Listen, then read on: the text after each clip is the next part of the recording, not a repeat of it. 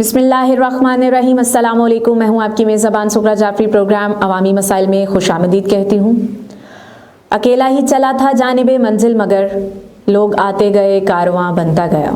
नाज़रीन, प्रोग्राम अवामी मसाइल में एक दफ़ा फिर से खुशामदीद। और जहाँ पर शहर इकबाल की आवाम को बहुत से मसाइल हैं और इन मसाइल के हल के लिए बहुत से इदारे, बहुत से फ़लाही इदारे जो कि इस माशरे में बड़ा अहम किरदार अदा करते हैं, वो सरगर्म अमल हैं, कोशां हैं 24 घंटे कि वो अपनी शहर इकबाल की ज़रूरतमंद आवाम को किसी भी किस्म के मसले से दो चार आवाम को रिहाई दिला सकें। इस सिलसिले में आज की जो हमारी मेहमान शख्सियत हैं आनसा ज़ूबिया, जो कि चेयरपर्सन हैं अपनी फ़लाही तंजीम मजबूत वसीला की। इसके अलावा अमन ब्लड डोनर्स सोसाइटी की सदर हैं और NGO फोरम की वाइस प्रेसिडेंट भी हैं। तो उनसे मुलाकात करते हैं। अस्सलाम वालेकुम मैम, कैसी हैं आप? अल्हम्दुलिल्लाह, मैं बिल्कुल ठीक हूँ।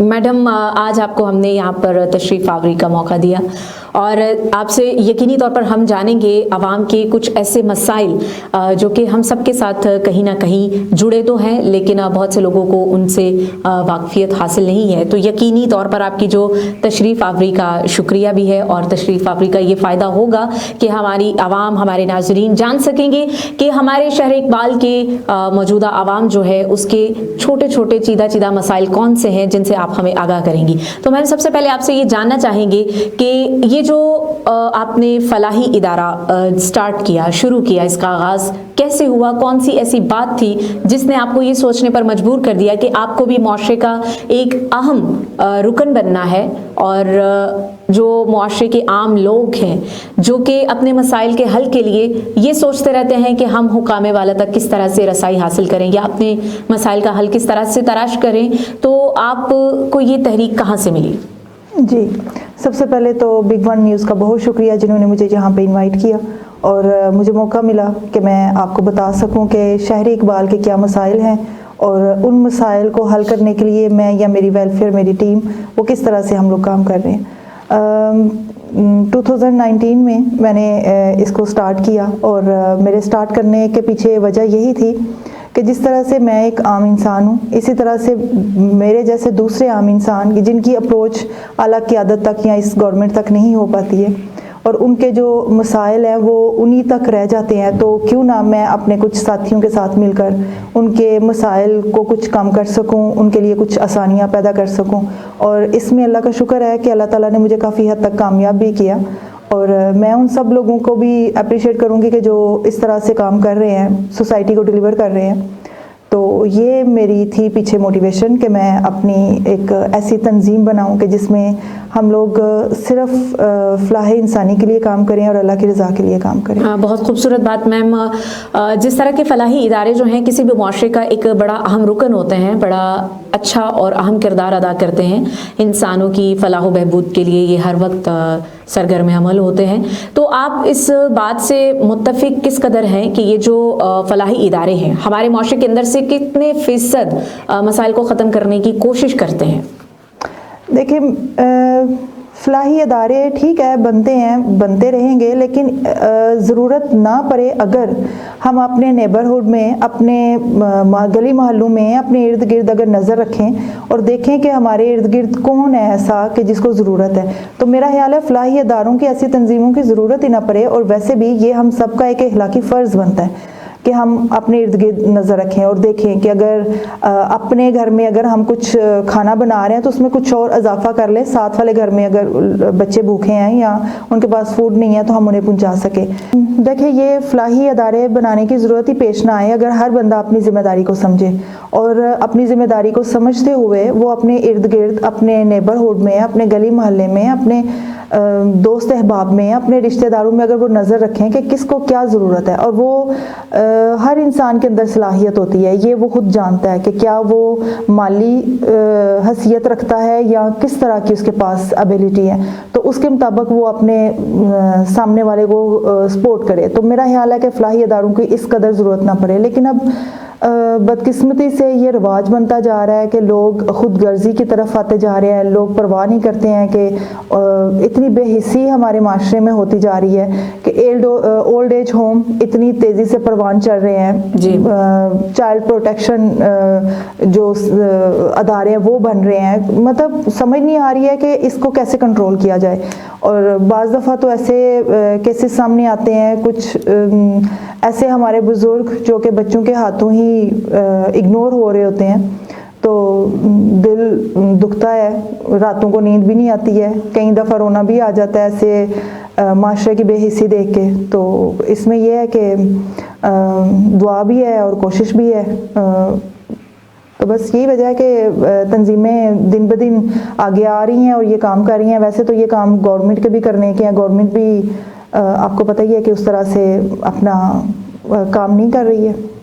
جی, تو میم آپ کی کچھ مطلب اسپیسیفک کرائٹیریا ہے آپ کی اس فلاحی تنظیم کا جو کہ شہر اقبال میں اس وقت سرگرم عمل ہے. یہاں کی عوام کے جو بھی چھوٹے چھوٹے مسائل ہیں یا جو چیدہ مسائل ہیں جو کہ عام انسانی آنکھ سے دور ہیں, اوجھل ہیں, جن کو کہ آپ دیکھ لیتے ہیں اور آپ یہ سمجھتے ہیں اپنے دل کو انسانی ہمدردی سے, چونکہ آپ کے دل میں یقینی طور پر ایسے لوگوں کے دلوں میں انسانی ہمدردی کا جذبہ موجود ہوتا ہے جس وجہ سے وہ یہ جو جذبہ ہے ان کو لیے چلتا ہے اس راہ پر.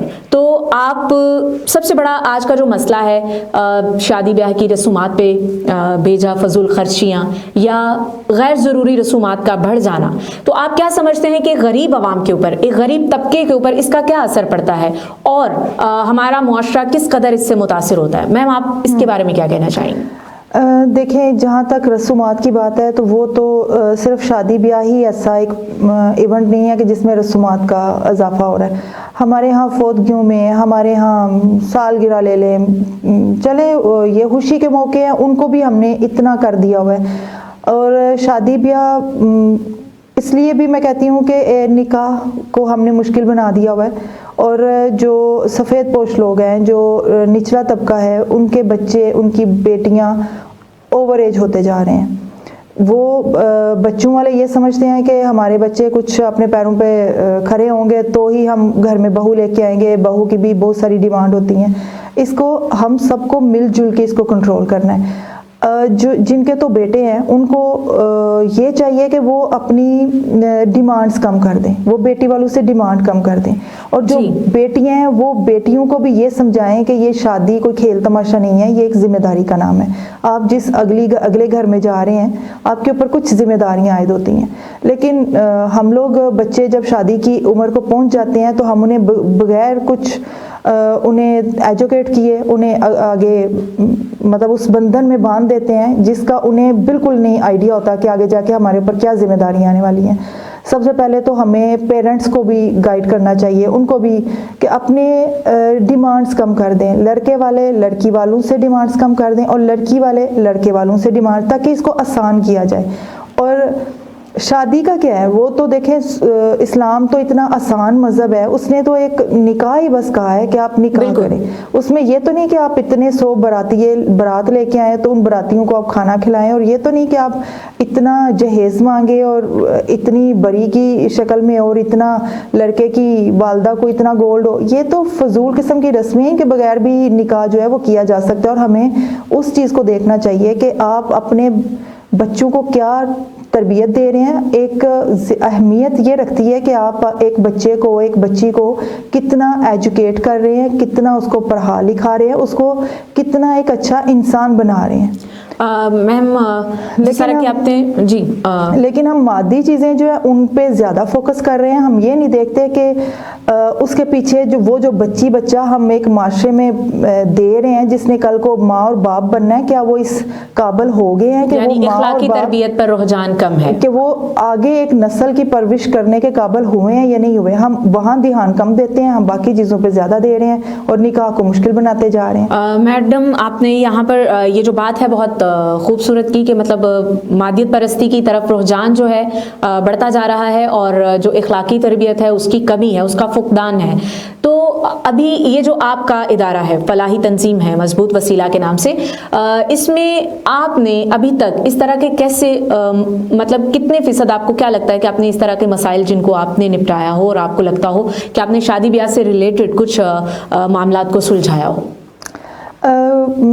ہم نے کافی سارے کیسز اس طرح کے کیے ہیں کہ جن میں ایسے نادار لوگ جو کہ افورڈ نہیں کر پا رہے ہیں ان کو ہم نے سپورٹ کیا ہے اس معاملے میں، لیکن اس میں ہمارا ایک باقاعدہ سروے ہوتا ہے۔ جب میرے پاس ریکویسٹ آتی ہے، میری ایک ٹیم ہے جو باقاعدہ ان سے کچھ کویسچن کرتی ہے، یا پھر ان کے گھر جا کے ہم دیکھتے ہیں کہ واقعی یہ ڈیزرونگ ہے یا نہیں ہے۔ ہاں، ان کو تھوڑا بہت ہم گائیڈ تو کرتے ہیں، تھوڑا ٹیچ تو کرتے ہیں کہ آپ یہ چیزیں اندر سے مائنس کر دیں، ان کے بغیر بھی آپ یہ رسم کر سکتے ہیں نکاح کی۔